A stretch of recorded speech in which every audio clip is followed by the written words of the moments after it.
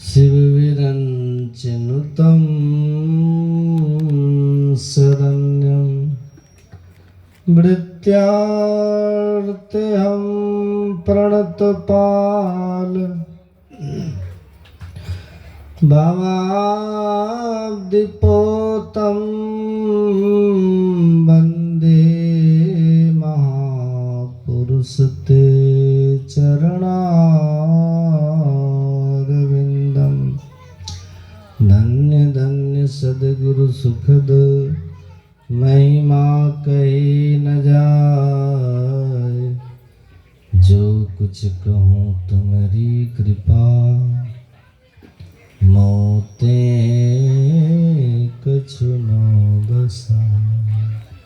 बोलिए प्रेम से श्री सद्गुरु महाराज की जय। इस पावन मंच पर विराजमान पूज्य मेरी माता जी के चरणों में नमन।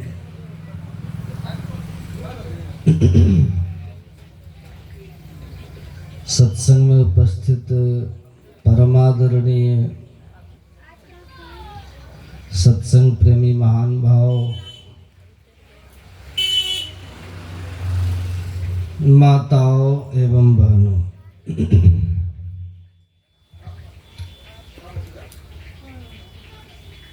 पाठ जो होता है, पाठ से विषय चयनित होता है। वक्ता को क्या बोलना है, श्रोता को क्या सुनना है, उसका निर्णय होता है। तो अभी नवधा भक्ति से पाठ हुआ। माता सबरी और भगवान श्री राम का संवाद। आज का विषय है भक्ति। भक्ति करने की प्रेरणा मिले, पाठ में इसी का संकेत किया। मोक्ष किसको मिलता है, मोक्ष है क्या, मोक्ष का साधन क्या है, उसका वर्णन है। मोक्ष है क्या। एक जगह सत्संग हो रहा था तो बड़ी भीड़ थी। वहां 2 4 5 बूढ़ी माताएं सत्संग से निकलकर चल दी घर की तरफ। तो रास्ते में लोगों ने पूछा कहाँ गए थी, कहाँ गए थे सत्संग में। तो सुनी नहीं, कहा हम लोग के लायक सत्संग नहीं था। का मतलब सत्संग में बाबा कह रहा था जिसको मोक्ष चाहिए वो क्या करे, जिसको मोक्ष चाहिए कैसा साधन भजन करे। हम लोग मोक्ष लेकर क्या करेंगे। उनको कहने का भाव था, वो मोक्ष को मोक्ष समझ रहे थे। दाढ़ी मोक्ष जो हम लोग बोलते हैं ना, माताएं कुछ ज्यादा सीधी होती है। कहा हम लोग मोक्ष लेके क्या करेंगे। लेकिन मोक्ष का भाव इस मोक्ष से नहीं है। मोक्ष का अर्थ होता है छुट्टी, मोक्ष का अर्थ होता है छुटकारा, मोक्ष का अर्थ होता है स्वतंत्रता, मोक्ष का अर्थ होता है पराधीनता से छुट्टी, स्वतंत्र हो जाना, आजाद हो जाना, निर्बंध हो जाना, निर्द्वंद हो जाना, निर्ग्रंथ हो जाना, ये है मोक्ष। अभी विचार कीजिए, हम लोग बंधन में हैं कि छूटे हुए हैं। विचार कीजिए, सोचिए हम लोग अभी किस दशा में है, किस स्थिति में हम लोग हैं। विचार करना चाहिए। और सत्संग इसी के लिए होता है। हमारे सद्गुरु महाराज जी ने कहा है कि सत्संग हम क्यों करें, सत्संग करने का उद्देश्य क्या है। तो हमारे सद्गुरु महाराज जी ने कहने कृपा की, संशय दूर बहार। सत्संग हम इसलिए करते हैं कि तद विषयक जिस विषय की चर्चा हो, जिस विषय का पाठ हो, उससे संबंधित कोई संशय मन में नहीं है। संशय सत्संग से समाप्त होता है। और दूसरी बात, दृढ़ ज्ञान समुझाए, बोध देख बुद्धि को हरते। पहली बात तो सदगुरु महाराज जी कहते सत्संग का भाव है कि संशय बिल्कुल भी ना रहे, जो सुने उसके लिए निर्भ्रम हो जाए, निरसंशय हो जाए। और दूसरी बात, सत्संग यदि सुने तो बुद्धि में बात अट जाए, दृढ़ हो जाए, बात घर कर जाए, जम जाए हमारी बुद्धि में, तब सत्संग का फल होगा। नहीं तो सत्संग में गए, संशय लगा ही रहा, सत्संग में गए, बुद्धि की दृढ़ता नहीं हुई, ज्ञान की पकड़ नहीं हुई, समझ में बात नहीं आई, तो फिर हम घर से भी गए और सत्संग से भी गए, तब क्या लाभ होगा? कुछ होगा। इसलिए बात को समझ समझ के सुनना चाहिए, खूब ढंग से सुनना चाहिए और संशय न रहे, है ना। सत्संग में संशय ना रहे। सुन रहे कि नहीं? संशय दूर बहा संत मत स्थिर करते। सत्संग में जैसे बैठते हैं ना, यदि सत्संग में मन नहीं लगता है तो दम घुटेगा, जरा सा वो अवसर की ताक में रहता है, कैसे अवसर मिले कि भागे। उनको सत्संग में आना भी बेकार है। राम कथा जे सुनत आघाही, रस विशेष जाना तिन नाही। रस नहीं मिला, यदि सत्संग में बैठे बैठे मन भागने का करे ना, तो समझिए मन पहले भाग गया। एक जगह से सत्संग हो रहा था तो बड़ी भीड़ थी वहां। एक बूढ़ी माता जी उधर से आई दौड़ते दौड़ते, अब भीड़ को चीरते फाड़ते बीच में आके बैठ गए। सुनिएगा ध्यान से, उधर से दौड़ते दौड़ते आई परेशान होके, और सत्संग में सबको चिढ़ते फाड़ते बीच में आके बैठ गए। अब बैठ गई तो सत्संग सुनने लग गए। सुनिएगा ध्यान से, तो बीच में आके बैठ गई, अब बैठी और सुनने लग गई। अब बाबा बोल रहे हैं प्रवचन, अब बूढ़ी माता जी थोड़ी देर तक सुनी और सुनते सुनते रोने लग गई, आंख से भट भट आंसू गिरे। बाबा ने जैसे देखा, हो ये माता जी धन्यवाद की पात्र है, असली एक श्रोता हमको मिल गई। जो राम भगवान ने कहा है ना, दूसरी रति मम कथा प्रसंगा, सुन रहे थे ना, सत्संग को प्रेम से सुनना चाहिए। गद गद गिरा नयन बह नीरा। ये माता जी सच्ची श्रोता है, ये बैठ के सुन भी रही है, अब प्रेम से रो भी रही है। श्रोता हो तो ये माता जी की तरह। बाबा बड़े गदगद है। अरे एक श्रोता मिला कांगभूषुंडी जी को गरुड़ जी, राम कथा चल गई। एक श्रोता मिला भगवान शंकर को माता पार्वती जी, कितनी कथाएं हो गई। एक श्रोता मिला याज्ञवल्क्य जी को भरद्वाज जी, कितनी कथाएं चल गई।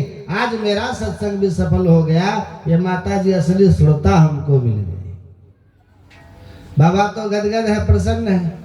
अब माता जी थोड़ी देर तक बैठ करके सुनी, उठ करके बीचे से चल दी। बाबा कह रहे माता जी आप कहाँ जा रहे, बैठिए ना। हाँ बाबा आप जा रहे। अरे इतना प्रेम आपको सत्संग से था, आप कितना भाव से सुन भी रही थी, रो भी रही थी, कहाँ चल दी? आपको तो बड़ा प्रेम है। कहा बाबा हमको प्रेम व्रेम कुछ नहीं, सत्संग से प्रेम नहीं है। कितना बढ़िया आशा, बैठी थी, सुन रही थी, रो भी रही थी, तो प्रेम की निशानी यही है। कहा प्रेम की नहीं निशानी बाबा, तो फिर आई क्यों थी? कहा क्या बताएं बाबा, मेरे पास एक बकरी थी। अब बकरी को बाड़ी में घास चरने के लिए ठोक दिए थे, किल्ला में रस्सी बांधकर। अब बकरी कल्ले से गायब हो गई। वही बकरी ढूंढने के लिए हम इधर आए थे। तो आपका सत्संग चला तो सोचे कि चलो टाइम पास कर लेते हैं। आपका सत्संग सुन करके टाइम पास करने के लिए आए थे यहाँ बाबा। आप बात तो अच्छी अच्छी कह रहे थे तो सुनने में अच्छा लगा तो बैठ करके सुनने लग गई। लेकिन बाबा आप जो बोल रहे थे ना, आपकी जो दाढ़ी हिल रही थी तो आपकी दाढ़ी मेरी बकरी की दाढ़ी से मिलती जुलती है, इसलिए हमको फिर से बकरी की याद आ गई। हम जा रहे फिर से बकरी खोजने के लिए। तन है कहाँ सत्संग में, मन कहाँ चला गया? बकरी पर तो तन रहेगा सत्संग में। जो सत्संग से उठ करके भाग जाए तो समझे उसका मन पहले भाग गया, इसलिए पीछे से उठ करके वो भी भाग रहा, पहले भाग गया। पक्के गुरु की पहचान रखिए दिमाग में, यही सच्चे गुरु की पहचान है। यदि कोई आपको भीतर में वो स्थान बता दे कहाँ से रास्ता की शुरुआत है। अच्छा, रास्ता की शुरुआत होगी कहाँ से? आप जो यहाँ पंडाल में बैठे हैं तो आपके रास्ता की शुरुआत कहाँ से होगी? कहिए। इसका उत्तर है जो जहां बैठे हैं ना उसके रास्ता की शुरुआत वहीं से होगी। होती है कि नहीं? हम यहाँ मंच पर हैं, हम चलेंगे तो यहीं से मेरे रास्ता की शुरुआत है। आप है वहां तो आपका रास्ता की शुरुआत वहीं पंडाल से है घर की, मेरे रास्ता की शुरुआत यहाँ मंच से है। तो जो जहां रहते हैं ना उनके रास्ता की शुरुआत वहीं से होती है। तो कहिए आपके रास्ता की शुरुआत कहाँ से? आप मतलब क्या? आप जो जीवात्मा हैं, इस देह के भीतर जो रहने वाले आत्मा आप है, जीवात्मा है। जीवात्मा को ही परमात्मा का दर्शन होता है। जीवात्मा ही ईश्वर को देखते हैं, जीवात्मा ही ईश्वर को पाते हैं। इस आंख से कोई ईश्वर को देख नहीं सकता। इस आंख से जो दिखाई देती उसको माया कहते हैं। गो गोचर जहाँ लगे मन जाए सो सब माया जाने भाई, ये सब माया है। ये सब क्या है? माया है, माया।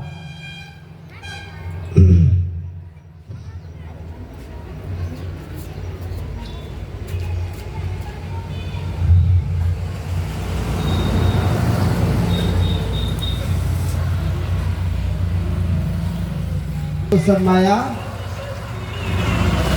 जाना होगा। अब देखिए अपने सतगुरु महाराज जी ने थोड़ा इसको संकेत किया, पढ़िएगा पदावली में। अपने गुरु महाराज जी कहते हैं, नित्य प्रति सत्संग कर ले प्यारा, तेरा कार सरे सारा। कबीर साहब तो तीन ही बात गिनाए, जीवन जौवन राजपद, तीन ही गिनाए। अपने गुरु महाराज जी कहते हैं, निज प्रति सत्संग कर ले प्यारा, तेरा कार सरे सारा। सब नित्य प्रति सत्संग कर ले प्यारा, तेरा कार सरे सारा। अब देखिए,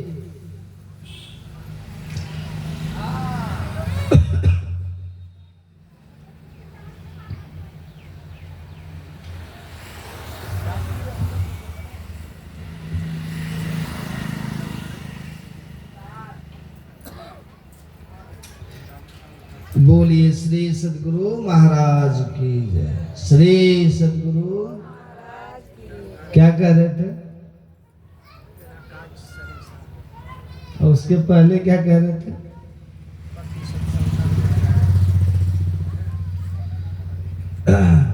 अच्छा, एक परिचय तो हम देना भूल ही गए। आज जो सत्संग हो रहा है तो हमारे क्या नाम माता जी का? ननकी माता जी, पूज्य ननकी माता जी क्या देहावसान हो गया, तो उन्हीं के श्राद्ध के उपलक्ष्य में, उनके श्रद्धांजलि के अवसर पर यह सत्संग हो रहा है। सत्संग जो करा रहे हैं हमारे आदरणीय श्री सुरेंद्र यादव जी, उनके पुत्र हैं, उनके सुपुत्र हैं जो यहाँ सत्संग करा रहे हैं, बड़े श्रद्धालु हैं, बड़े सत्संग प्रेमी हैं। और इन्होंने मुझे फ़ोन करके संपर्क किया और फ़ोन के माध्यम से इनके परिवार के परिजनों के तरफ से यह आयोजित किया गया है।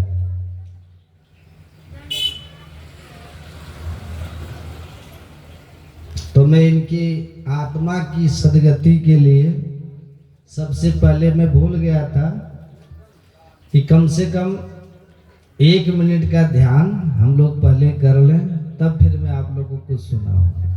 बोलिए श्री सदगुरु गुरु महाराज का ध्यान करें, इनकी आत्मा की सदगति।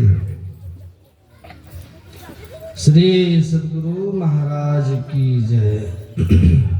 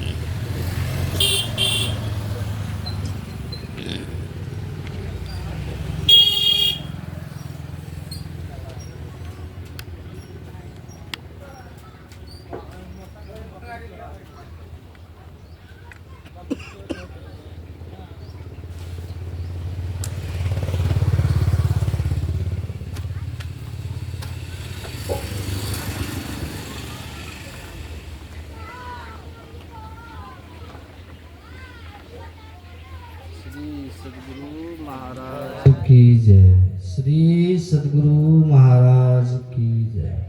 श्री सदगुरु महाराज की।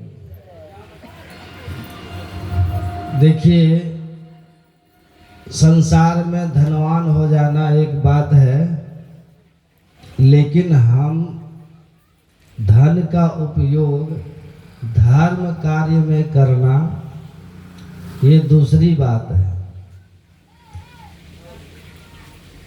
और जो धन का उपयोग धर्म में नहीं करते हैं तो उनका धन न शुद्ध होता है, न पवित्र होता है, और न वो धन अस्थाई होता है। पीढ़ियों तक धन वो जाता नहीं है, और ना ही वह धन सुख देता है। आप बहुत धनवान को देखते होंगे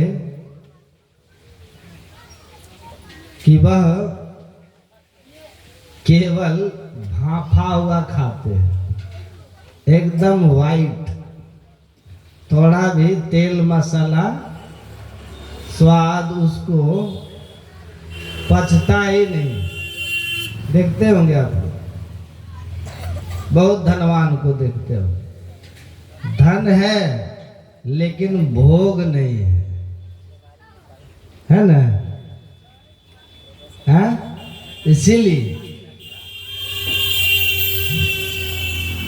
धन अर्जित हुआ लेकिन धर्म में धन का अंश नहीं गया।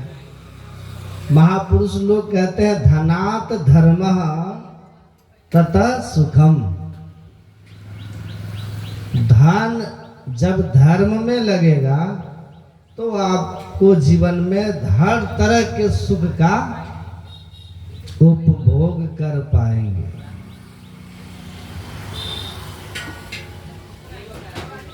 धनात् धर्मः ततः सुखम।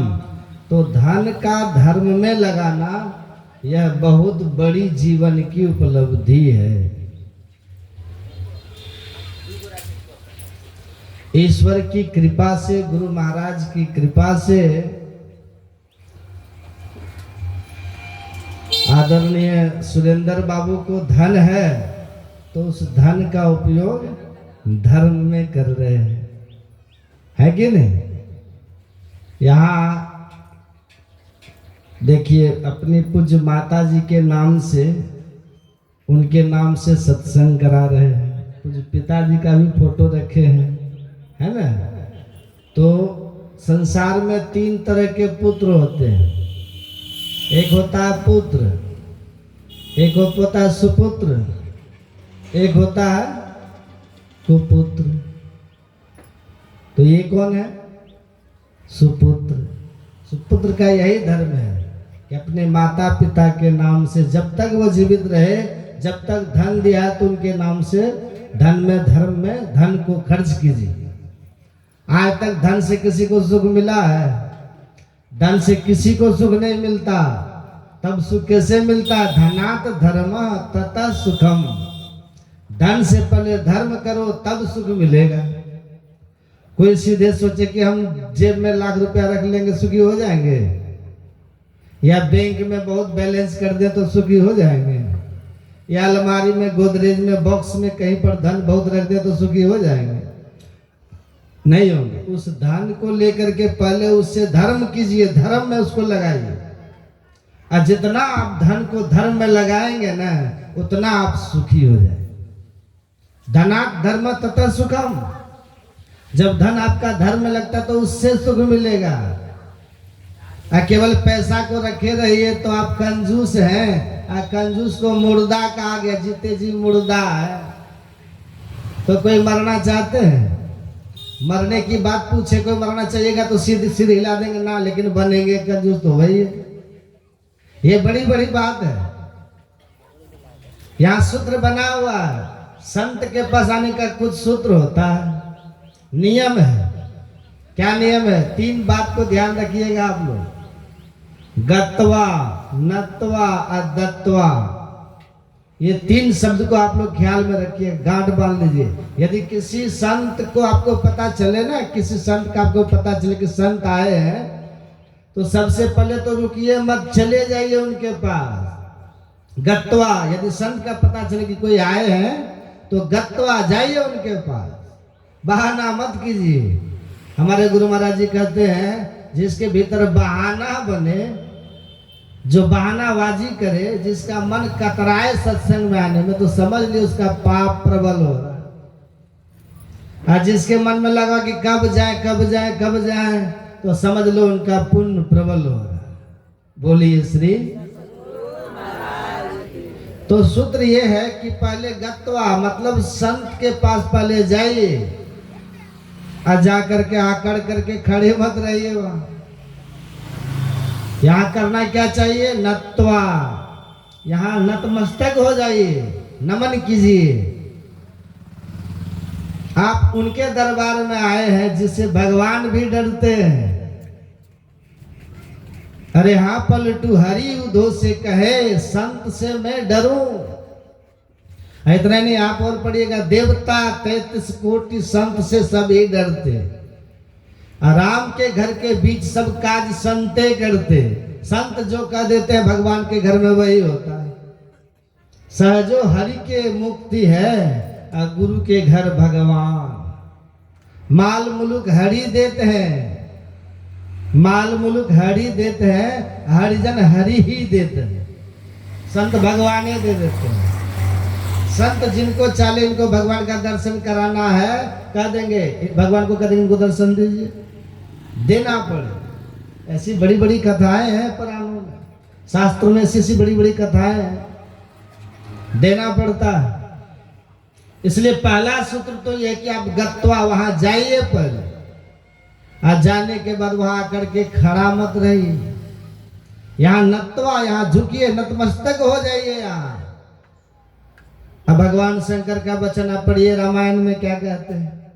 यदि कोई व्यक्ति संत सदगुरु के पास जाए या भगवान के पास जाए, और वहां जाकर के जेन नमत हरि गुरु पद मूला, सुनिए, जो यहाँ आकर के नहीं झुकते हैं, नहीं नबते हैं, तो शंकर भगवान कहते ते सिर कटु तोमरी समतुला, उनका माथा तितलोकी के समान है। अब विचार जे न नमद हरि गुरु पद मूला, जो नहीं नबते हैं ते सिर कटु तुमरी समतुला, उसमें कटुता भरी है, इसलिए नहीं झुकता। इसलिए दूसरा सूत्र कहता नत्वा, यहाँ नतमस्तक हो जाइए, और नतमस्तक हो करके तीसरा सूत्र है दत्वा, वहां कुछ दीजिए, कुछ दीजिए। यहाँ साधु जोगी पेखना, खाली हाथ ना देखना, कुछ दीजिए वहां। क्या दीजिए? ये कोई जरूरी नहीं रुपये पैसा दीजिए। देने वाले भी आजकल बड़े चतुर होते हैं, वो आते हैं प्रणाम करके जेब से नोट की गड्डी निकालते हैं। 2000 500 की गड्डी निकालेंगे, सबको साइड करते करते 2000 सबको साइड कर देंगे, 500 सबको साइड कर देंगे, 200 को साइड कर देंगे, नंबरी को साइड कर देंगे, 50 टकिया साइड, 20 टकिया साइड, और 10 टकिया में जो सड़ा हुआ होता है ना वही निकालते हैं, सड़ल का वो चढ़ाते हैं। ये कोई जरूरी नहीं कि आप रुपये दीजिए, कोई जरूरी नहीं है सड़ल का रुपया, ये देना कोई जरूरी नहीं है कि नहीं? अपना इनके पास आकर के तन मन धन आत्म करी अर्पण, यहाँ सीधा सीधी झुक जाइए, विनम्रता से झुक जाइए, अहंकार यहाँ अर्पित कर दीजिए, अपना दुर्गुण यहाँ चढ़ा दीजिए, विनम्र हो जाइए, नत हो जाइए, भीतर से दीनता लाइए। अति दीन होके जिसने सत्संग सुमति ली, अपने को सोई में ही गुरु शरण में कर ली। जेठ मन को हेठ करिए, मान मत बिसराइए, गुरु सतगुरु पद सेव करी करी कठिन भव तरी। बोलिए ना जय, ऐसा करिए। तो हम लोग इस ज्ञान यज्ञ में, 1 दिवसीय ज्ञान यज्ञ में उपस्थित हुए हैं, और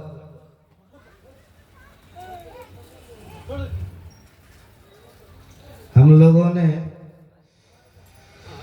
नवधा भक्ति में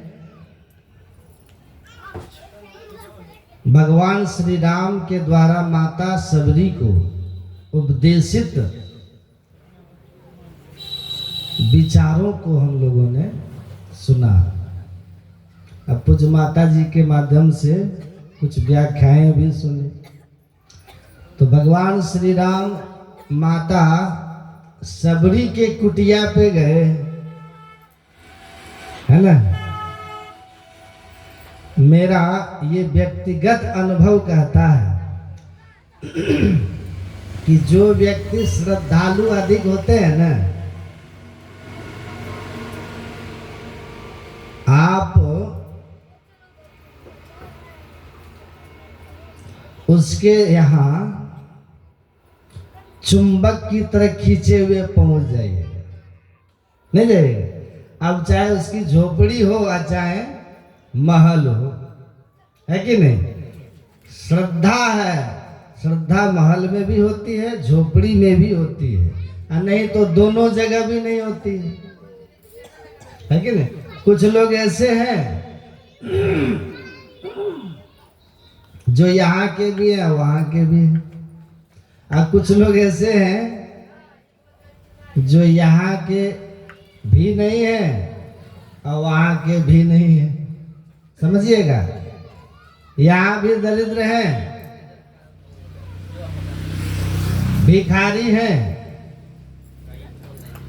और कर्म भी ऐसा है कि वहाँ के लायक भी नहीं है, न भगवान का भजन है, न ध्यान है, न सत्संग है, तो वहाँ के भी नहीं है। तो यहाँ भी दिन दुखी है, वहाँ भी दिन दुखी। और कुछ लोग ऐसे हैं जो यहाँ भी सुखपूर्वक रहते हैं, धर्म का मार्ग का अनुसरण करते हैं, भगवान की भक्ति सत्संग करते हैं, तो यहाँ भी उनका सुखमय जीवन और वहां भी सुखमय जीवन।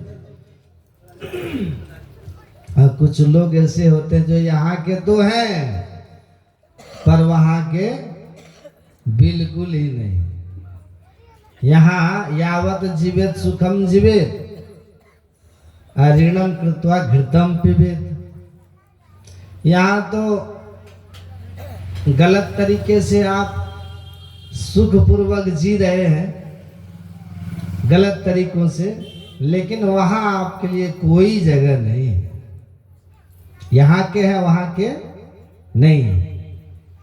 तो जो कुछ लोग ऐसे हैं जो यहाँ के नहीं है पर वहां के हैं, समझ रहे हैं? यहाँ के नहीं है पर वहां के हैं, त्यागी है, तपस्वी है। देखिएगा एकांत शांत में बैठा हुआ, यहाँ के सुख सुविधाओं का उपयोग नहीं कर रहा है, भगवान के भक्ति में ही लगा हुआ है। जय विधि रख राम ताय विधि रही, है ना?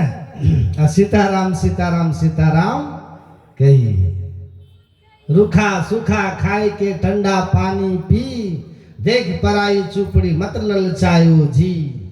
बस जो मिल गया, कभी घी घना, कभी मुट्ठी भर चना, कभी वो भी मना, है ना?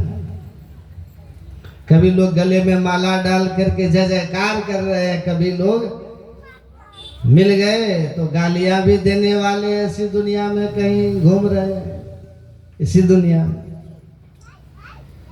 तो ऐसे भी हैं जो यहाँ के ना हो लेकिन वहां के हैं। माता सबरी की ऐसी भक्ति है, ऐसी श्रद्धा है, ऐसा इंतजार है कि सबको छोड़ देते हैं श्री राम, और चले जाते हैं सबरी माई के कुटिया।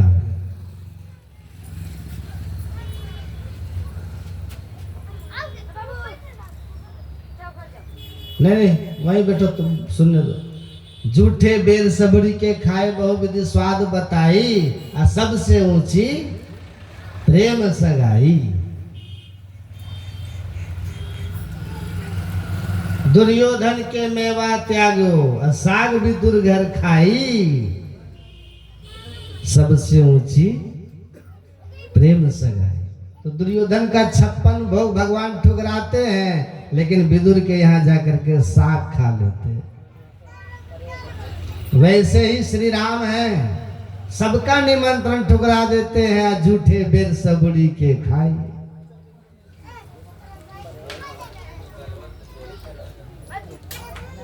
इधर हल्ला मत कीजिए, बोलिए कौन हल्ला करते हो? तो भगवान राम उनकी कुटिया में जाते हैं जहां श्रद्धा है। देखिए जहां श्रद्धा है ना, वहां मनुष्य खींचे पहुंच जाते हैं, बड़ा सुख अनुभव करता है वहां जिसके यहाँ श्रद्धा है। सुविधा में सुख नहीं होता। आप कहीं जाए, वो आपको बहुत सुविधा दे दिया,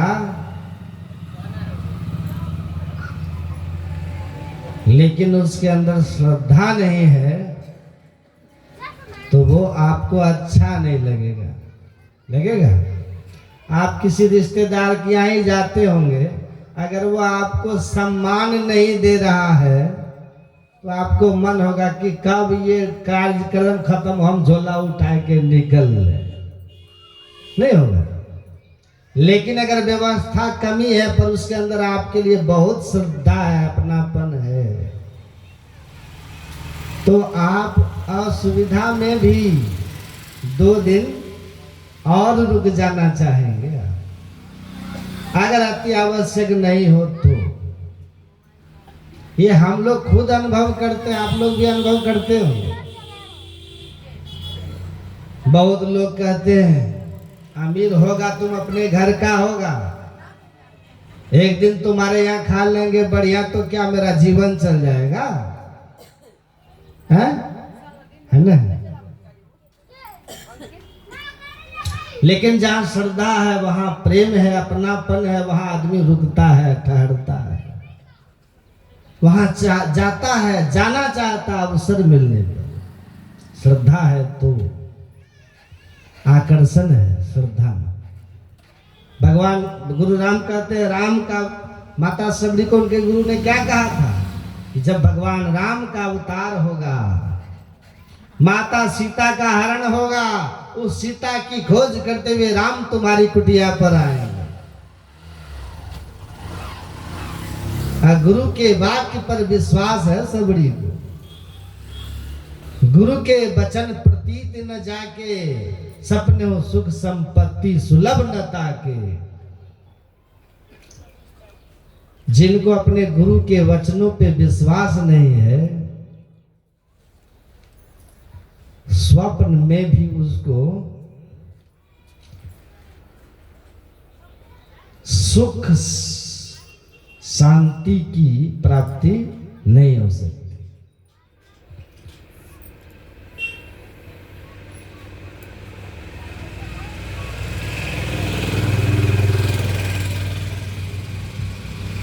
तो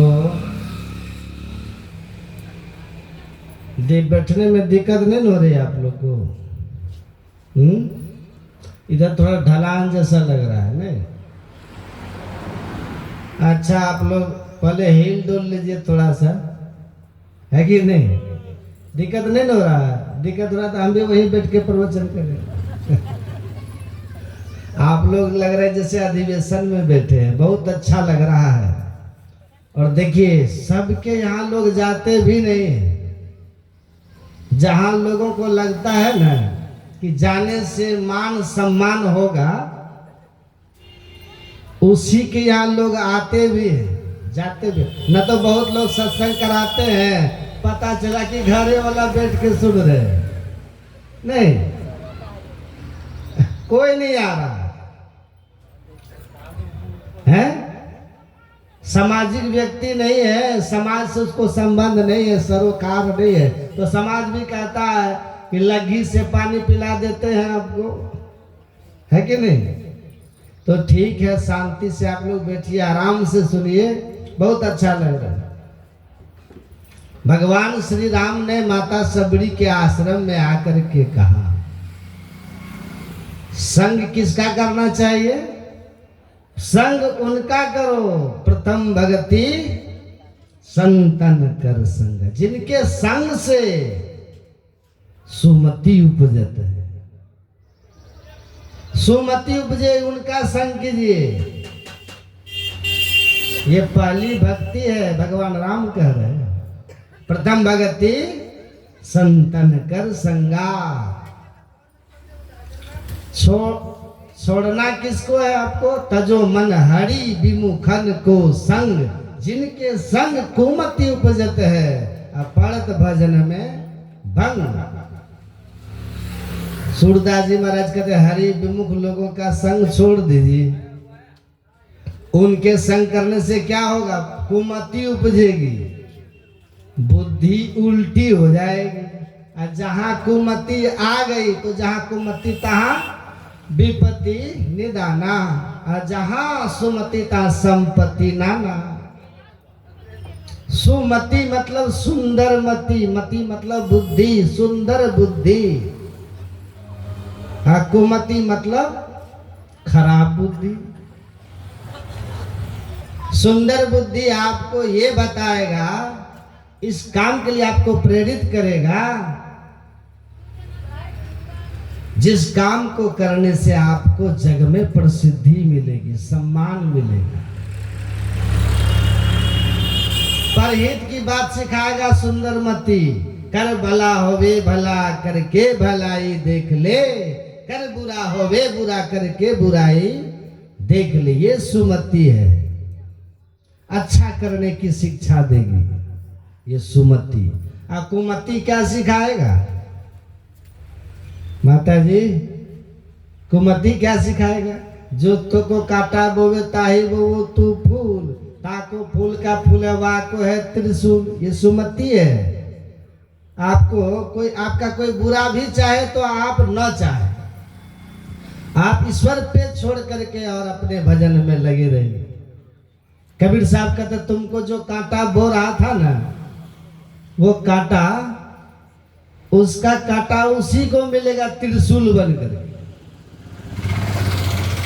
हाँ, कुमति होगी तो क्या सिखाएगा? जो तो को कांटा बोए ताही बोए तू भाला, ये नहीं सिखाएगा। मतलब थोड़ा जो अहित किया आपके साथ तो आप उसका पूरा अहित करिएगा, ये कुमति आपको सिखाएगा। वो भी क्या सोचेगा, पड़ा है किससे पाला। तो ऐसा कुछ नहीं होता है, समझ रहे? आप भला रहेंगे ना, अब भला आप चाहेंगे तो भगवान आपके साथ भला करेंगे, वो आपकी रक्षा करेंगे। योग क्षेमम भाव में हम।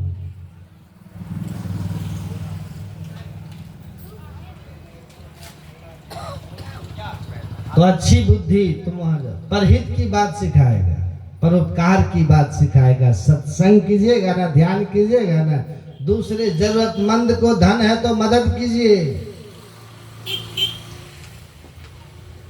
परमात्मा की भक्ति कीजिए, आपस में मेल प्रेम से रहिए। ऐसी जहां सोच होगी, ऐसे जहां के लोग होंगे, खान पान को पवित्र रखिए, है ना, तो जीवन में सुखी सुख आएगा। कुमति जहां आ गई तो बस वही शिक्षा, यावत जीवित सुखम जीवित ऋणम कृत्वा घृतम पिबेत भस्मीभूत शरीरस्य पुनरागमन कुतो भवेत्।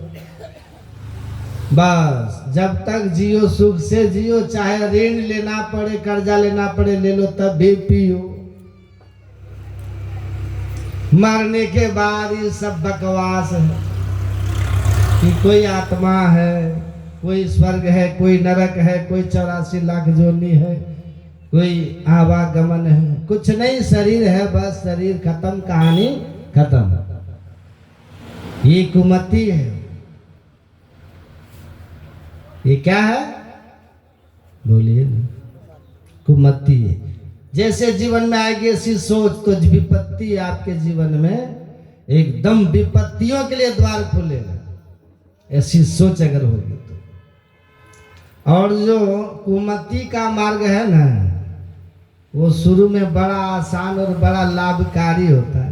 कुमति वाला मार्ग बड़ा सुखदायक भी होता है, लेकिन कालांतर में चल करके कुमति का मार्ग, कुपथ अधर्म का मार्ग बड़ा दुखदाई होता है। लेकिन जो सुमति का मार्ग है, सतपथ है, धर्म का पथ है, इसमें प्रारंभ में आपको कष्ट होता है, समझिएगा बात। लेकिन कष्ट में भी भगवान आपके साथ होते हैं, कष्ट में भी भगवान आपके साथ होते हैं। देखते हैं माता कुंती कृष्ण भगवान से कहते, तुम्हारी कृपा से हमारे पुत्र आज तक बचते रहे, तुम्हारी कृपा से हमारे पुत्र आज तक बचते रहे, तुम आगे भी हमारे पुत्रों की इसी तरह मदद करते रहना। कुंती कहती है माता भगवान कृष्ण से, सहयोग करते रहना, रक्षा करते रहना, अपना अपन निभाते रहना कृष्ण।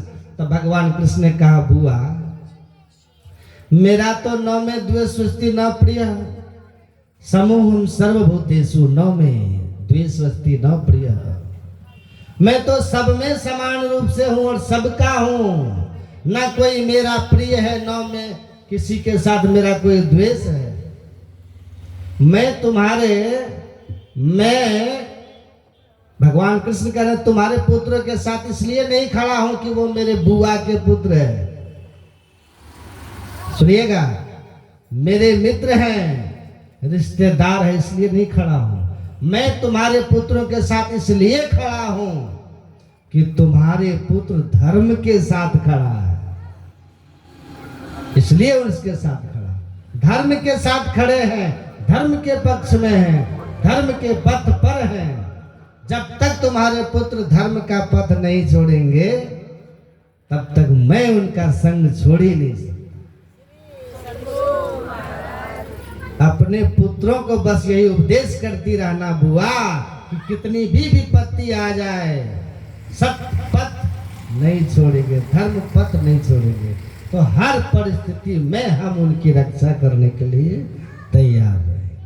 सत्य का पथ छोड़ दिया, धर्म का पथ छोड़ दिया, उसी समय हम उसका साथ छोड़ देते।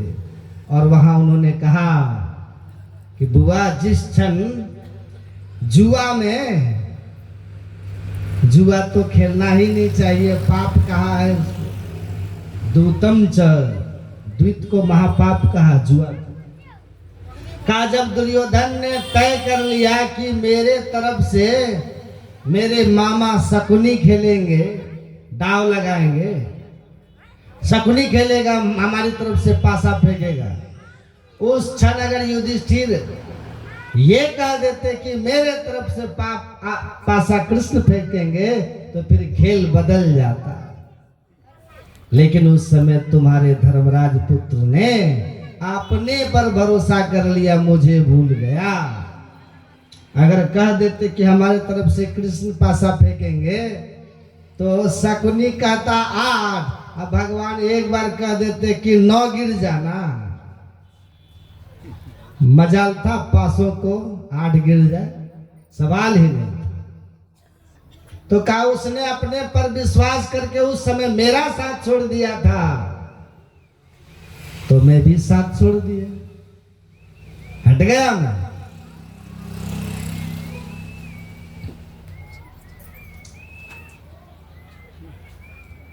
और जब जब हमें इन लोगों ने स्मरण किया है, हमको पुकारा है, मैं तब तब इन लोगों के साथ खड़ा हूं। तो धर्म के साथ अगर तुम खड़े हो तो आपको धर्मो रक्षति रक्षितः और धर्मो हंति हंतिकम। जो धर्म राज मानते हैं, जो धर्म की रक्षा करते हैं, धर्म के पथ पर चलते हैं, उनकी रक्षा स्वयं धर्म करता है। और जो धर्म का त्याग करते हैं उसकी हत्या भी धर्म ही कर देता है। दोनों बात। तो संग वहां कीजिए जो आपको धर्म पथ पर जोड़े। प्रथम भक्ति संतन कर संगा, सत्य पथ पर जो आपको जोड़े, आपके अंदर सद्विवेक जगाए, जो कहे कि अरे भाई अच्छा कर्म करो, खान पान की पवित्रता रखो, बुरा करोगे तो बुरा होगा। मनुष्य का जन्म मिला है, आत्मा न मोक्षार्थम जगत हिताय। मनुष्य का जन्म जन्म मरण के चक्र से छूटने के लिए मिला है, संसार के कल्याण करने के लिए मिला है। ये न कि खाओ पियो और सो जाओ, इसलिए नहीं मिला खाना पीना मस्ती करना। ऐसा जहां पर आपको विचार देने वाले लोग हों उनके संग में रहिए, ऐसे मित्र को बनाइए। उनका संग छोड़ दीजिए जिनसे कुमति उपजती है, छोड़ दीजिए। तो संत के संग में यही तो ज्ञान मिलता है, संग यही तो समझाते हैं संत कि जीवन किस लिए मिला है। तीर्थ संत समाज आत्मा गंग है, तट है शील स्नेह अरुदया तरंग है, निर्मल नीर गंभीर ज्ञान धारा बहे। अरे हारे पलटू गुरु दरिया में नहाए तो दुर्मति ना रहे। दुर्मति दूर हो जाती, गुरु दरिया में नहाएंगे तो। ये चलता फिरता हुआ तीर्थराज प्रयाग है। सत्संग में निर्मल ज्ञान की धारा बहती है, जिसमें डुबकी लगाओगे तो निर्मल और पवित्र हो जाओगे। गंगा मैया में डुबकी लगा लगा करके लोग गंगा मैया को गंदा कर दिया, प्रदूषित कर दिया।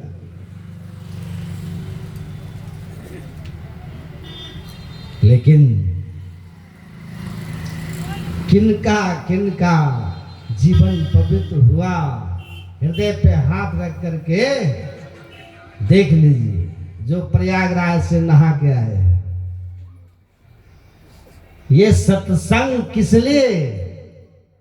तुलसीदास जी लिखे, बुध मंगल में संत समाजू, जो जग जंगम तीर्थ राजू। ये चलता फिरता हुआ तीर्थराज प्रयाग है।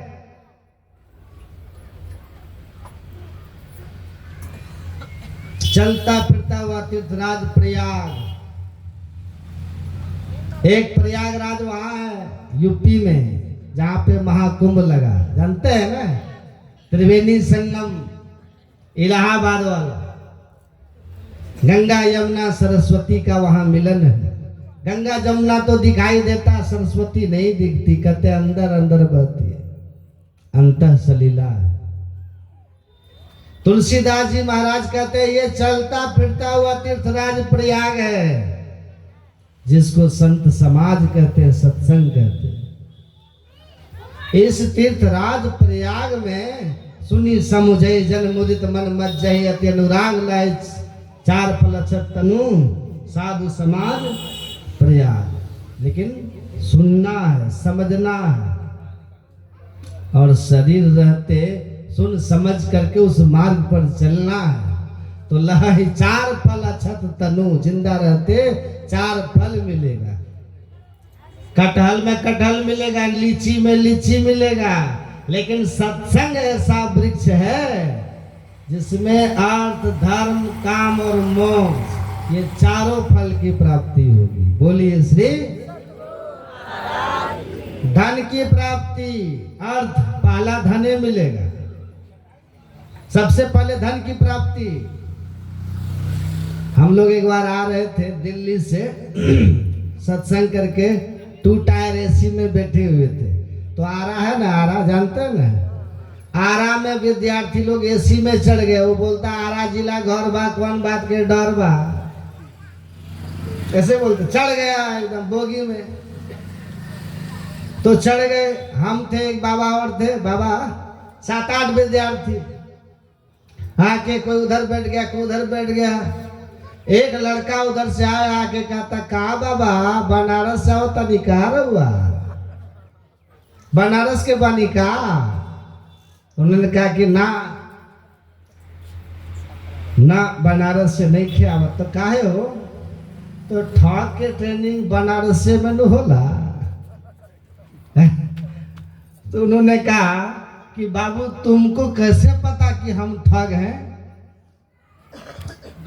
तो कहता क्या है कि वेशभूषा से तो लगाता नहीं कोई काम करे वाला बानी ना, बैठ के रहे वाला आदमी, असाधु भेष। तो जब कोई काम धाम करे वाला बानी ना रहुआ, तो एसी के 2 टायर में चढ़े पैसा ठगिए के ना आयल होई है? अब जो 2-3 लोग बैठे थे, उनमें से किसी को खराब भी लग रहा था सुन के, और किसी को अच्छा भी लग रहा था। कुछ लोग होते हैं ना, जब साधु को कोई कुछ उल्टा सीधा बोल रहा है ना, तो वो रस लेता है, बेटे हाँ ठीक है कह कह। और कुछ लोग श्रद्धालु होते हैं, उनको लगता है कि गलत कहा जा रहा है, होता है ना।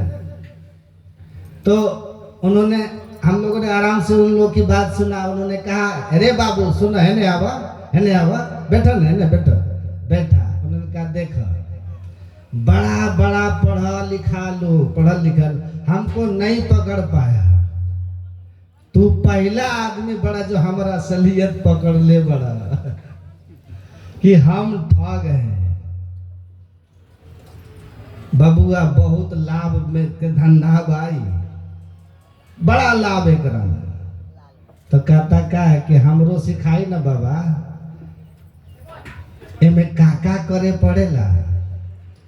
तो बोले कछु ना, थोड़ा शास्त्र वगैरह पढ़ लिख ल, थोड़ा ध्यान भजन करे सीख ल, दीक्षा उक्षा लेके मांस मछली अंडा कोई तरह के नशा दारू शराब तो छोड़ो बबुआ, गुटको नहीं खे खाए के, खैनियो ना, न तो धंधा चौपट हो जाए। अब ब्याह शादी भी नहीं खे करना, ऐसन बनना बा। ओकरा बाद न देखा खेला, लोग रुपया गोड़ पे प्रणाम करके चढ़ावे लग, धक्का धुकी करी तो कहता है क्या है। तो एक बात बताई, बियाह शादी करबे ना करब, मांस मछली अंडा दारू शराब पीबे ना करब, खेबे ना करब, अब बढ़िया बढ़िया सब कोट पेंट टाई छोड़ के ही धोती कुर्ता पहनब तो पैसवा हम करब का? अब करब का? हम बोली ना, बोले का करब? अरे तू अपन जौन जरूरत वही पूरा करिह, बाकी गरीब गुरुआ के दिह, सत्संग मंदिर बनैया, धर्म प्रचार में लगैया, लोग के सहायता करिए। तो कहता कि दुनिया के हम ठिका ले बानी, हम अपन नाम मौज बस्ती खाती ठगी चिगप की लोग खाती। तुमने कहा कि तब तो बबुआ मार के टंगरिया दोनों कोई तोड़ दी कहीं, बस ठंडा आ जाए वो फिर, तब ठग वाला काम नहीं चलेगा। ये ठग में इतना सब कंडीशन है कि नहीं? न तो घर ही अंत न हो निबाहु, काल नेमि जिमि रावण राहु। ज्यादा दिन नहीं चलेगा। बड़ा बड़ा नाम जिनको आकाश में लोग मिलने के लिए जाते थे, 2 घंटा 3 घंटा बैठने के बाद लोग नहीं मिलते थे, आज वो सड़ रहे हैं जेल में, हैं? नहीं चल पाता है। काल नेमी बन करके बैठ गया साधु भगवान। राम हनुमान जी को भेजते हैं लक्ष्मण जी के मूर्छा से वापस लाने के लिए, संजीवन बूटी के लिए, संजीवनी के लिए। काल नेमी साधु बन करके बैठ गया एक शिखर पर। हनुमान जी को सुबह होने के पहले जल्दी लेके पहुंचना था, तो वो बीच में एकदम भजन गा रहा, क्या कर रहे, एकदम चिंता मत करो, तुम कौन हो, कहाँ से आ रहे हो, हमको सब पता है, राम के भाई लक्ष्मण मूर्छित है, तुम इसलिए संजीवनी लाने जा रहे हो। कहा बाप रे, त्रिकालदर्शी महात्मा यहाँ उपस्थित हो गए, अब क्या चाहिए? हनुमान जी सोचे अब क्या चाहिए। देखिए हनुमान जी भी फेराम पड़ गए। कहा कि आप हमको अपना चेला बना लीजिए। हनुमान जी आकाश में उड़ रहे थे, तब भी वो उनके सामने भ्रमित हो गए कि नहीं हो गए? हैं? एक महात्मा, बहुत पढ़े लिखे बड़े महात्मा हैं, वो कह रहे थे कि जानते हैं 4-5 ठो महात्मा बैठ के धुनी लगा करके गांजा खींच रहा था, एकदम भस्मीभूत शरीर में, कुंभ में। हमको कहता कि आओ बैठो, 2 फूंक मार लो। तो हमने कहा कि ये सब नहीं चलता हम लोगों में। हम लोग के लिए गुरु महाराज ने 5 महापाप में नशा को भी महापाप कहा। तो हम लोग खैनी बीड़ी तंबाकू कुछ भी नहीं खाते पीते। तो कहा कि धुआं न धक्कड़ तो काहे का फक्कड़, भाग यहाँ से।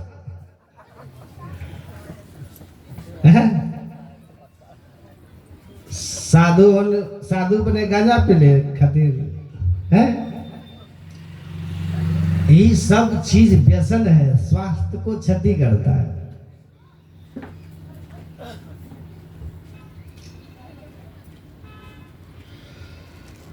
मन को रोको भजन से, सत्संग से, ध्यान से। कबीर साहब ने कहा भांग तंबाकू छूतरा अफीम और शराब, कह कबीर इनको तजे तब पावे दीदार।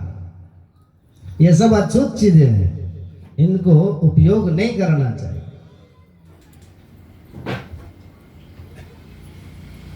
तो काल ने भी हनुमान जी को भ्रमित कर दिया। देखिए आप इससे अंदाजा लगा सकते हैं आप लोग कि आप अगर कहीं फंसे हुए हैं तो कौन बड़ी बात है भाई। हनुमान जी फंस गए, लेकिन सावधान। स्वामी विवेकानंद जी महाराज अपने गुरु के शरण में गए जब रामकृष्ण के, तो रामकृष्ण जो है ब्रह्मचर्य पर बहुत भाषण देते थे, प्रवचन देते थे ब्रह्मचर्य पर, और स्वयं विवाहित थे। रामकृष्ण परमहंस विवाहित थे। स्वामी विवेकानंद देखते थे कि ब्रह्मचर्य व्रत के बारे में बोलते हैं और अपने को ब्रह्मचारी कहते हैं, लेकिन पत्नी है, सुंदर पत्नी, जवान है, इनको जग जग करके पहरा दे रहे थे। और एक दिन देखा कि अर्धरात्रि में रामकृष्ण परमहंस उठ करके माता शारदा की कुटिया की तरफ गए और अंधेरे में विवेकानंद भी पहुंच गए देखने के लिए कि ब्रह्मचारी कितने बड़े हैं। और गए तो गुरु महाराज गए और माता शारदा का हाल चाल पूछा, क्योंकि माता शारदा बीमार थी। उनको स्मरण हो आया कि वो बीमार है, थोड़ा देखना चाहिए, हाल चाल पूछ लेता हूँ जाके। तो सोने के पहले चले गए, हाल चाल पूछा और लौट के आ रहे थे। और स्वामी विवेकानंद जो ने झोपड़ी के पास एक रोशनदान बना हुआ था, वहाँ बरगद का पेड़ है, आज भी है वो पेड़, मैं देखा हूँ। उस पेड़, बरगद पेड़ में से सट करके देख रहे थे कि इनके हरकतों से तो पता चल ही जाएगा, उस समय हम समझ जाएंगे, हट जाएंगे, इनसे दूर हो जाएंगे। और राम कृष्ण परमहंस संत थे ना, 3 लोक में कौन सी ऐसी चीज थी जो उनसे छिपने वाली थी। उन्होंने अपने कमरे से बाहर निकल करके घूम करके गए विवेकानंद के पीछे अंधेरे में जहाँ छिपे हुए थे, और कंधे पे से हाथ रख के थपथपाए और कहा, शाबाश बेटा, शाबाश बेटा, गुरु को आगे से भी देखना, पीछे से भी देखना, है ना। तुम साधु महात्माओं को कहा आगे से भी देखो, पीछे से भी देखो, तब भरोसा करना, नहीं तो फंस जाओगे। एक दिन तुम्हारा हमारा नाम दुनिया में ऊपर करोगे। क्योंकि जब ठोक बजा करके गुरु के शरण में जाते हैं तो वो एक निष्ठ हो जाते हैं। और जो गुरु को जांच परख करके गुरु किया, गुरु महाराज कहते थे श्रद्धा अच्छी चीज है पर अंधी नहीं होनी चाहिए, है कि नहीं। श्रद्धा अच्छी चीज है, शास्त्र का वाक्य, गुरु का वाक्य और आपका विवेक, तीनों मिल जाए तब उस पर विश्वास कीजिए, नहीं तो गड्ढे में गिरोगे। देखिए काल नेमी है, कैसे बेवकूफ बना दिए हनुमान जी को। हनुमान जी चले गए उनके पास, कहा कि ठीक है तुमको तो हम तुरंत पहुंचा देंगे जी, ऐसा मंत्र मारेंगे न कि क्षण नहीं लगेगा, संजीवनी लेके पहुंच जाओगे। आओ हमसे, तुम पहले दीक्षा ले लो। आ गए स्नान करने दीक्षा लेने के लिए, तो वहां पकड़ ली मगरमच्छ हनुमान जी को, पैर, हनुमान जी तो हनुमान जी थे, मारे घुसा मगरमच्छ का प्राण ही निकल गया। उससे एक सुंदरी अप्सरा निकली और हनुमान जी को कही, आपकी कृपा से मैं श्रापित थी, जीवन से मुक्त हो गई हूँ, स्वर्ग की अप्सरा हूँ, मैं अपने लोक में जा रही हूँ, पर जाते जाते इस उपकार का बदला चुका दे रही हूँ कि वो जो काल नेमी है, वो जो बैठा साधु है जिसको गुरु धारण करने जा रहे हैं, वो एक्चुअली में वास्तव में रावण का भेजा हुआ काल नेमी राक्षस है, जो सब कुछ पहले से जान रहा है। वो कोई गुरु नहीं, गुरु घंटाल है, आपको फंसाया है ताकि सुबह हो जाए आप संजीवनी लेके न जा सके, लक्ष्मण जी की मृत्यु हो जाए। हनुमान जी ने कहा थैंक यू। गए और काल नेमी को कहा कि ठीक है आप दक्षिणा लीजिए, अब उसके बाद हम दीक्षा लेंगे। काल नेमी ने कहा नहीं, पहले दीक्षा तब न दक्षिणा। हनुमान जी ने कहा कि भाई हमारे यहाँ परंपरा है पहले दक्षिणा तब दीक्षा। कहा अच्छा दक्षिणा दे दो। मारा ऐसा घूसा न कि काल नेमी का प्राण ही नहीं करे। तो बताइए, तो उघड़ता है, थोड़े देर आप चकाचौंध में दूसरों को भ्रमित कर दीजिएगा, लेकिन ये अस्थाई नहीं। ईश्वर कर्म हमारा एक दिन प्रकट हो जाता है।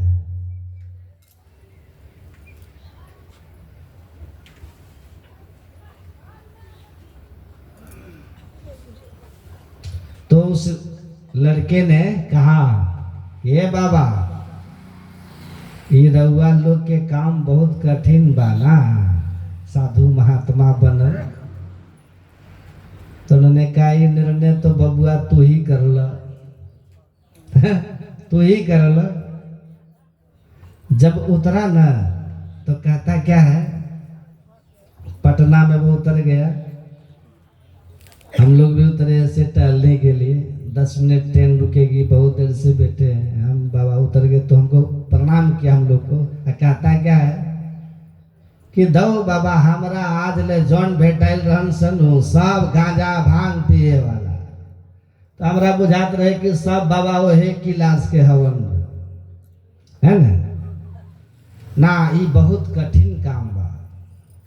हाँ माफ करिए, हम ठग ठुक रहुआ के बोल देनी, हाँ क्षमा करी। उन्होंने कहा कोई बात नहीं खे जा, अब ना बोलब कोई के, बुझा गई। तो आप सत्संग जो है ना, ये जो जीवन है संत महात्माओं का पवित्र होता है। खान पान की पवित्रता बहुत जरूरी है, आचरण की शुद्धता, पाप कर्म से हट के रहना।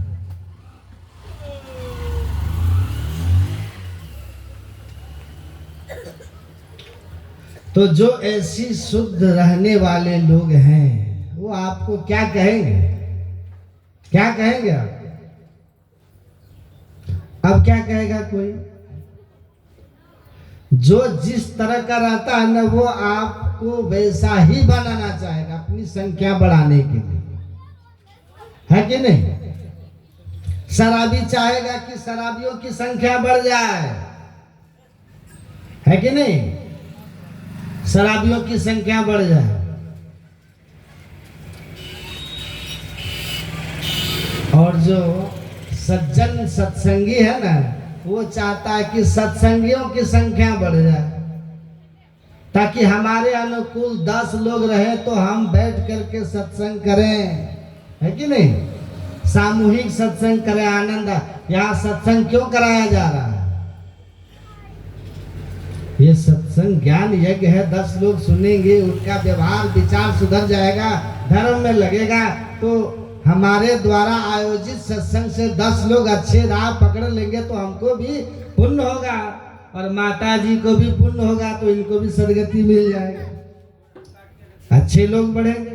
शराबी चाहेगा ही कि सब सत्संगी हो जाए? आप लोग बताइए, जिसका दुकान शराब का है वो सत्संग सुनेगा तो अच्छा लगेगा? हमारा दुकान बंद करने के लिए आ गया, कहां से महात्मा? तो कहेगा पियो लोग,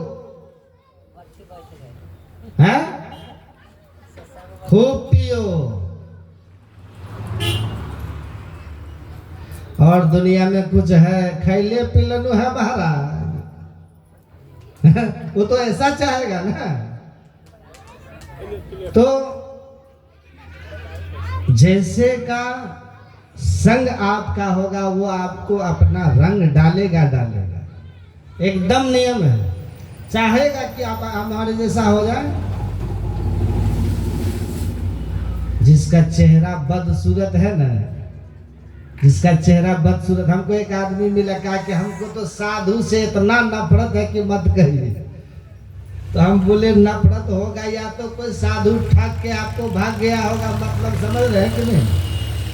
हम बोले कोई साधु भेष में ठग आ गया होगा, ठग के भाग गया होगा, इसलिए आपको साधु देखते लगता है कि ये भी ठग है। या फिर आपका चेहरा गंदा होगा जो साधु रूपी आईने के सामने आने के बाद उघड़ जाता होगा। बोलिए श्री, है कि नहीं? साधु सज्जन संत आईना होते हैं। उस आईने में कोई शराबी अपना चेहरा देखे, कोई पापी जब उसके सामने खड़ा होता है तो उसको अपना पाप दिखने लगता है। तो फिर वो अपने पाप को दूर करने की जगह क्या करता है? वो साधु से लड़ने लगता है। अपने चेहरे की गंदगी को धोने की जगह वो आईने को ही फोड़ने का प्रयत्न करता है। आईना आईना को फोड़ देने से चेहरा साफ थोड़ी ना हो जाएगा। भलाई इसी में है कि आईने में अपने को देख करके अपने चेहरा को साफ कर लीजिए, गंदगी को साफ कर लीजिए, साफ कर लीजिए।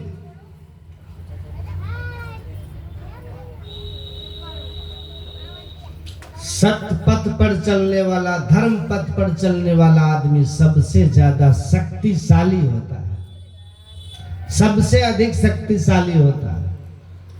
तो आपको आपके मुंह पे आपका असली चेहरा दिखाने के लिए बिना स्वार्थ का मित्र होना चाहिए। ये संत महात्मा ही होते, हेतु रहित जग जुगोपकारी, तुम तुम्हारे सेवक का सुधार।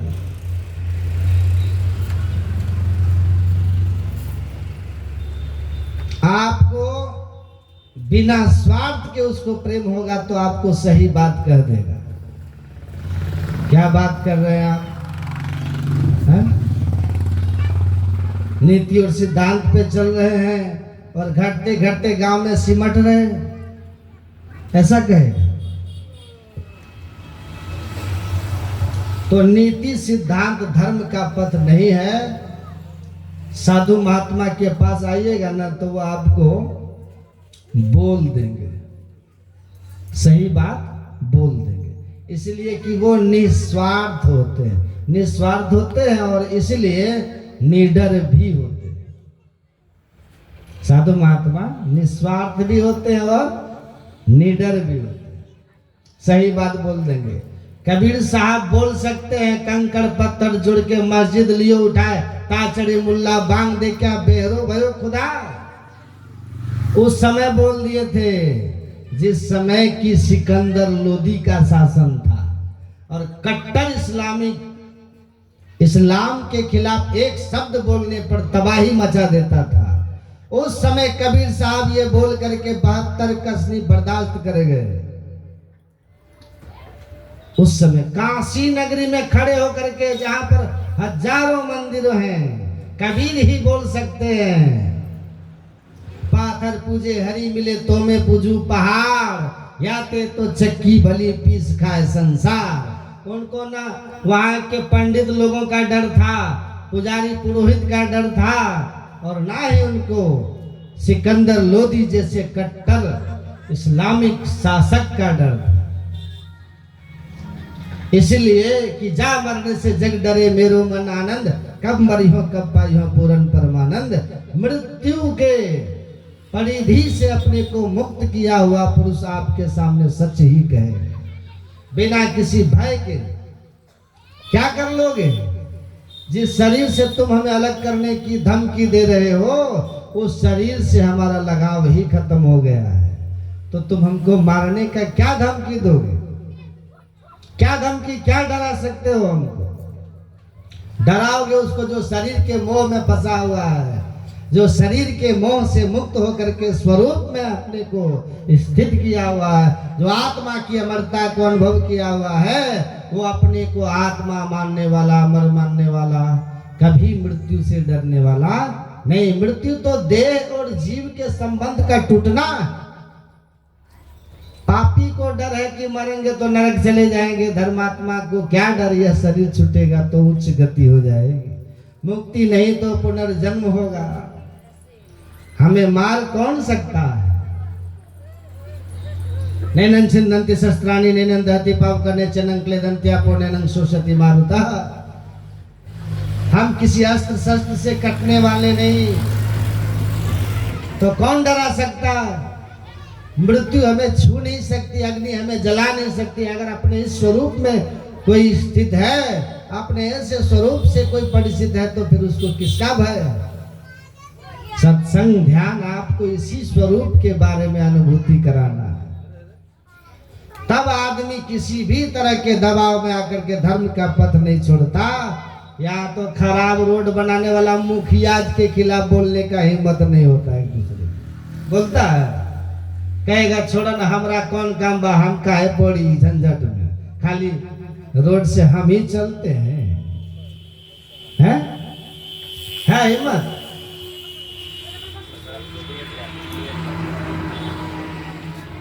जैसे जैसे धर्म और अध्यात्म में आप दृढ़ होते जाइएगा, भक्ति भजन में दृढ़ होइएगा, वैसे वैसे आपके अंदर में निर्भीकता आएगी। भगवान कृष्ण ने कहा था, देवी संपदा से संपन्न होने वाले व्यक्ति की पहली पहचान यही है, अभयम। अभयम, वो निर्भीक रहेगा, निर्भीक है, किसी का भय नहीं, कोई भय नहीं। तो ऐसे संत महात्मा ही होते हैं, बिना स्वार्थ के जगत से प्रेम करने वाले। वो धर्म के पद पर चलने वाला आपको भी धर्म के पद पर चलने की प्रेरणा देंगे और उनके संग का आप पर रंग लगेगा। अब मज्जन फल देखिए तत्काला का कोई पिक बको मराला।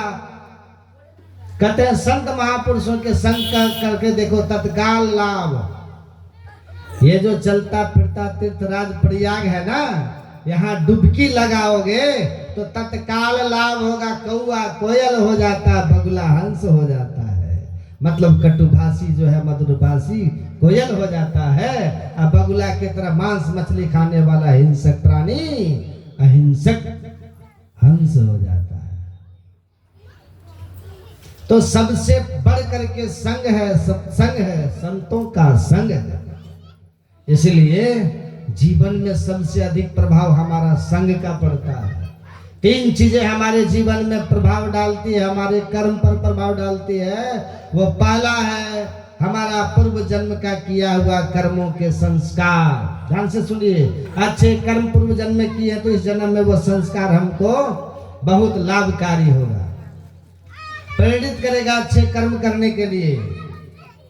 और दूसरा है आपके माता पिता और परिवार का परिवेश, जहां आपका जन्म हुआ।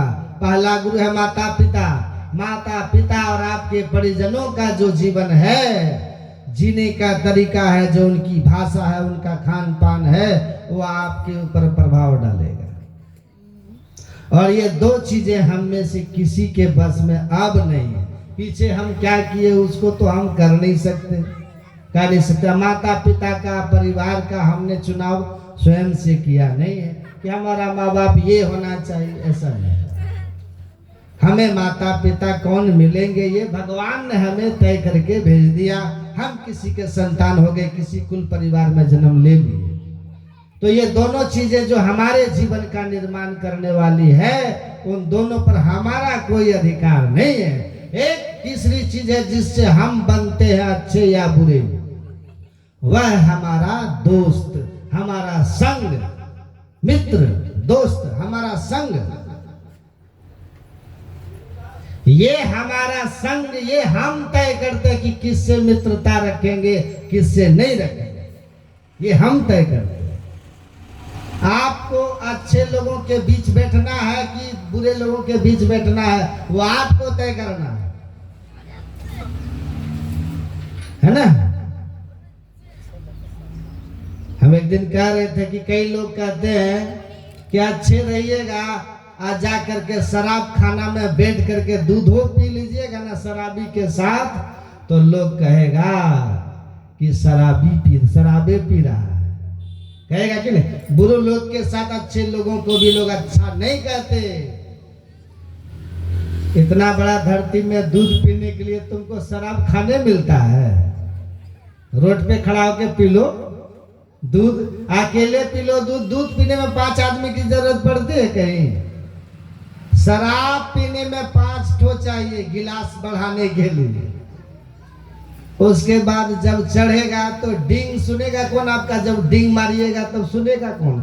हमारे एक आदमी दारू पी के कह रहा था कि हमारे दादाजी के पास इतना बड़ा क्या बोलते हैं, अरे जहां पर आदमी अपना दरवाजा पर मकान होता है ना, बैठक का, हमारे दादाजी का इतना बड़ा बैठक था कि हम तुमको बता नहीं सकते, उसकी लंबाई चौड़ाई का कोई हिसाब किताब नहीं था। तो दूसरा शराबी बोला हमारे दादाजी के पास इतना बड़ा लग्गा था कि बादल को लग्गा से खींच करके अपना खेत में लिया करके वर्षा करवा लेते थे।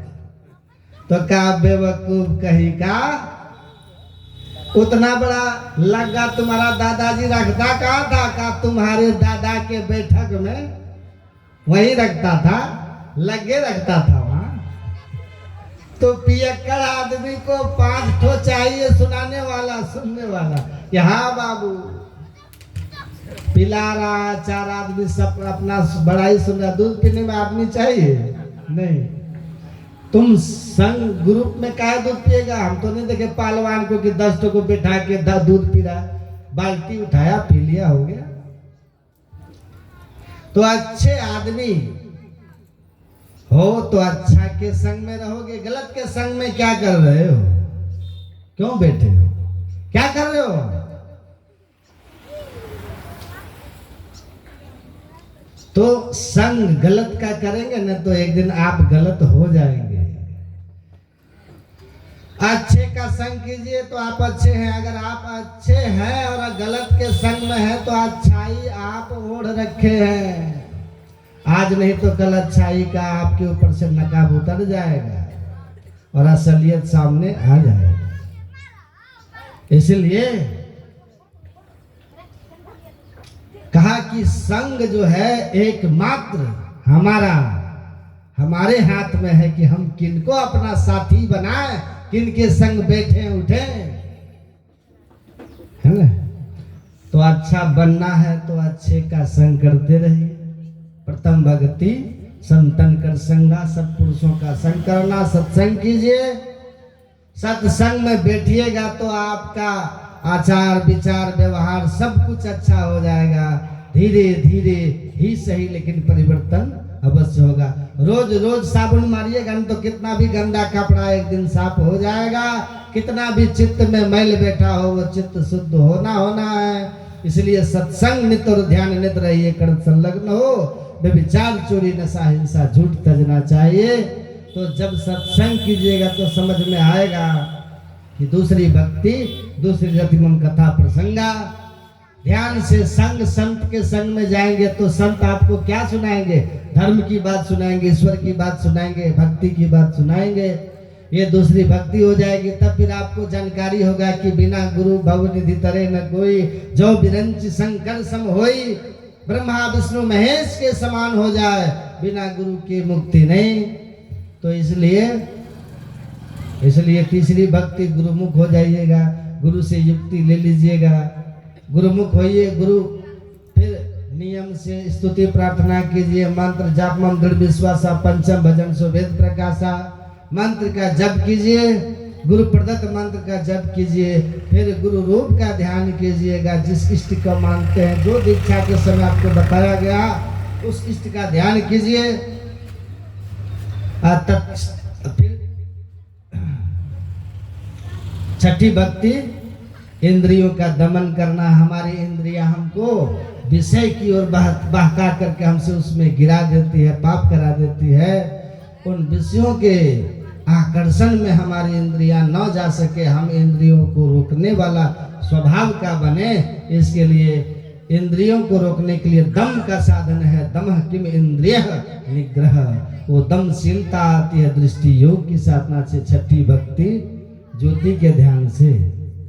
तो वो बिंदु या ज्योति का ध्यान जो है उस ध्यान की विधि को सीखिए। और जब अपने इंद्रियों के घाटों से चेतना का सिमटाव करने लगिएगा, सिमटाव होने लगेगा, तो इंद्रियां आपकी एकदम आपके बस में हो जाएगी।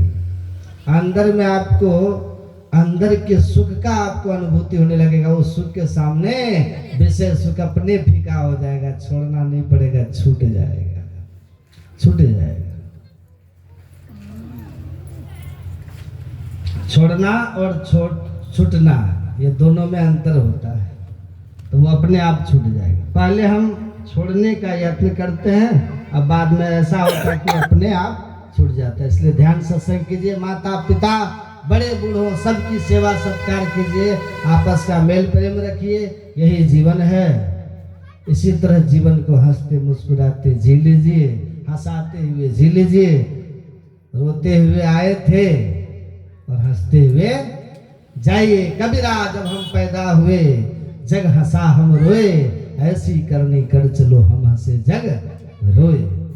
आप मुस्कुराते हुए परमात्मा की ओर जाइए, आए हैं सो जाएंगे राजा रंग फकीर, लेकिन एक सिंहासन चढ़ी चला एक बंधे जात जंजीर। ऐसे कर्मों के सिंहासन पे चढ़ के मुस्कुराते जाएं और दुनिया आपके लिए रोए। ऐसे कर्म को करके जाए, ऐसा नहीं कि आपको लोग कब मरेगा पापी जल्दी धरती का बोझ उतर जाए, तो ऐसा ना हो।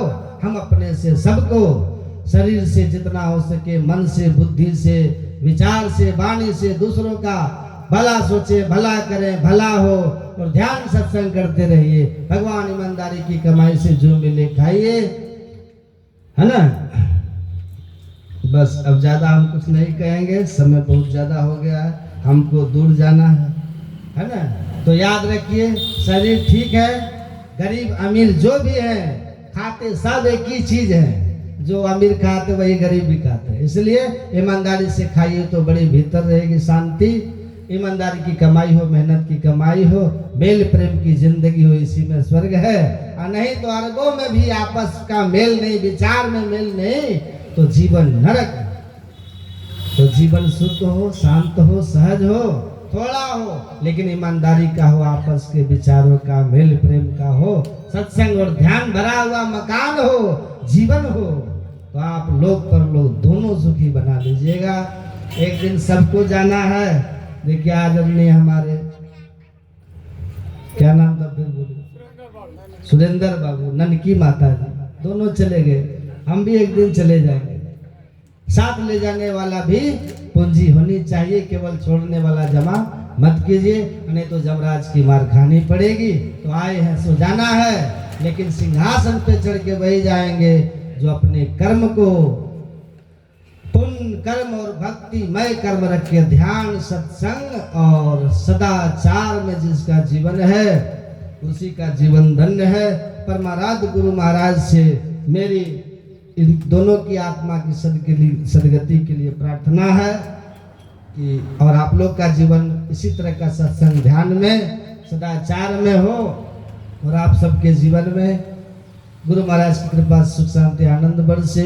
यह सत्संग जो हमारे आदरणीय सुरेंद्र बाबू ने कराया है अपने माता पिता के निमित्त, जो भी इसमें धन लगे हैं, तन लगे, मन लगे हैं, या आकर के आप लोग भी यहाँ सुने हैं, सबके सब बड़भागी हैं। इस सत्संग में लगाया हुआ एक एक पैसा सार्थक है। एक एक क्षण इस सत्संग में जो आपने आकर के बिताया है, लेखे में सोई घड़ी बाकी के सब बाद। ये घड़ी आपके जीवन के धन्य घड़ी है। धन्य घड़ी जब हो सत्संगा, तो ये जीवन के धन्य के क्षण थे जो आपने बिताया है। मेरी गुरु महाराज से, ईश्वर से आप सब लोगों के लिए लोक परलोक में सुखमय होने की मंगल कामना करता हूँ। बोलिए श्री श्री सद्गुरु महाराज। दो जिसको श्रद्धांजलि करने हैं वो आकर के यहाँ श्रद्धांजलि करते जाए, है ना। हाँ, साथ साथ में उधर एक भजन गा के फिर आरती कर देते। उधर तब तक भजन गाएंगे, उधर श्रद्धांजलि। भाई को बोला धीरे धीरे घुमाओ, धीरे सबका एक चेहरा दिखाओ। ए बजा, आइए ले जाइए ना उधर।